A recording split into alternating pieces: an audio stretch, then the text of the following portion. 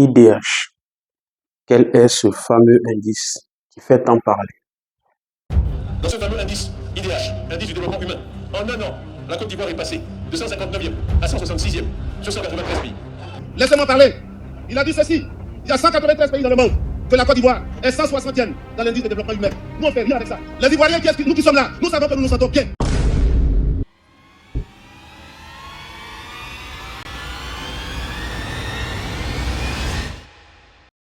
Tu connais le PIB ou tu en as déjà entendu parler? Le PIB, c'est la richesse produite par ton pays sur une année. La croissance, c'est l'évolution du PIB d'une année sur l'autre.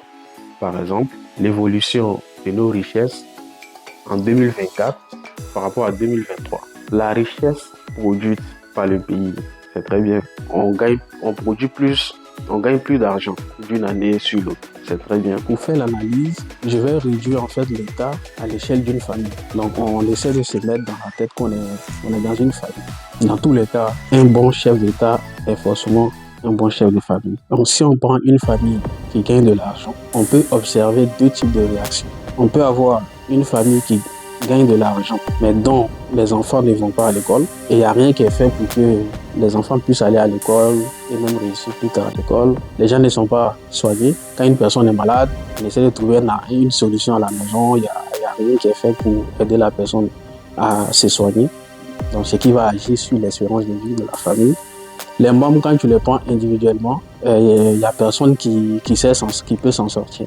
Donc ça, on peut observer. Ou on peut effectivement observer que la famille qui n'était pas forcément dans de bonnes conditions avant de commencer à gagner de l'argent, quand il y a des enfants qui naissent, qui grandissent, on arrive à les envoyer à l'école et on fait tout, on met les conditions pour que les enfants là puissent effectivement aller à l'école et même réussir à l'école. Donc chaque année, on voit qu'effectivement, quand on gagne de l'argent, on travaille sur ça.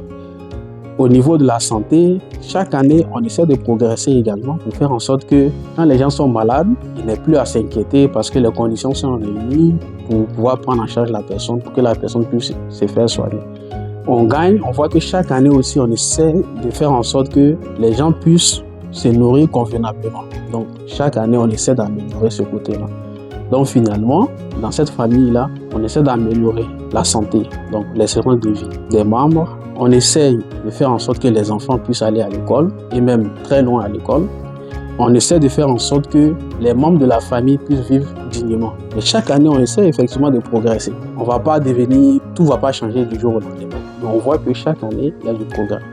Donc, ces trois aspects, éducation, progrès dans l'éducation, progrès dans la santé, progrès dans le niveau de vie. En fait, ce sont ces trois éléments-là qui permettent d'établir un indice qui va permettre au chef de famille de voir ses progressions et de se comparer également avec d'autres familles.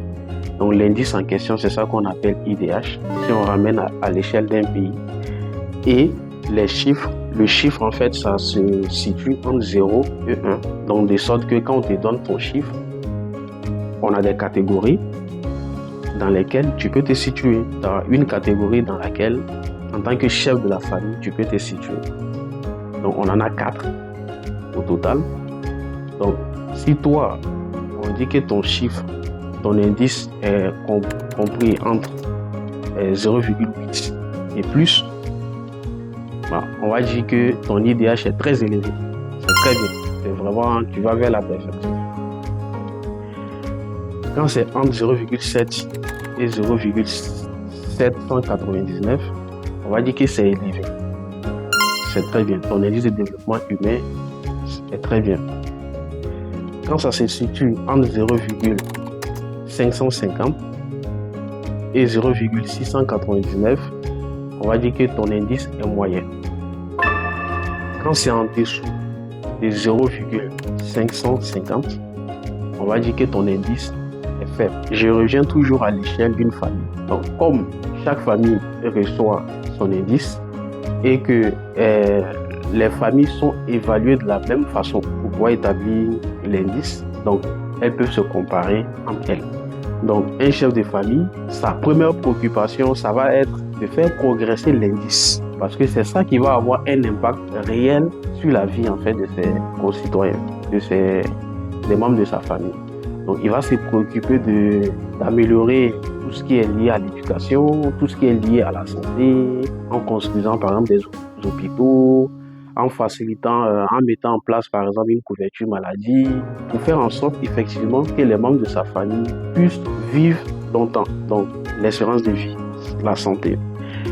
Il va également s'assurer qu'au niveau de l'éducation, il arrive à mettre en place des infrastructures nécessaires et faciliter les conditions d'accès effectivement à l'éducation pour que les membres de la famille qui étaient analphabètes ou bien qui s'arrêtaient 2 ans après le début de l'école, d'aller plus loin. Il va s'assurer effectivement que la richesse qu'on arrive à faire dans la famille, que chacun ait une partie qui lui permette de vivre décemment. Donc ça va être la première préoccupation du chef de famille. Donc faire en sorte que son indice progresse. Donc peut-être à un moment donné, il était faible, il va travailler sur ces aspects-là pour passer à moyen. Ensuite, il va travailler pour passer de moyen à élevé et de élevé à très élevé par exemple. Donc, ça va être sa préoccupation. Mais entre-temps, effectivement, chaque année, il peut essayer de regarder est-ce son rang en fait dans le classement. Il peut essayer de regarder ça pour pouvoir se comparer avec d'autres États. Mais les autres États aussi là, sont en train de travailler sur ces mêmes conditions là. Et comme on doit comparer 160 et quelques, ou en tout cas énormément de pays, donc c'est tout à fait normal que d'une année sur une autre, un pays qui travaille, qui fait progresser son indice, se fasse dépasser par d'autres pays qui ont fait un bond par exemple au niveau de l'indice. Voilà. Mais ça ne remet pas en cause le fait que effectivement la famille travaille à faire progresser son indice.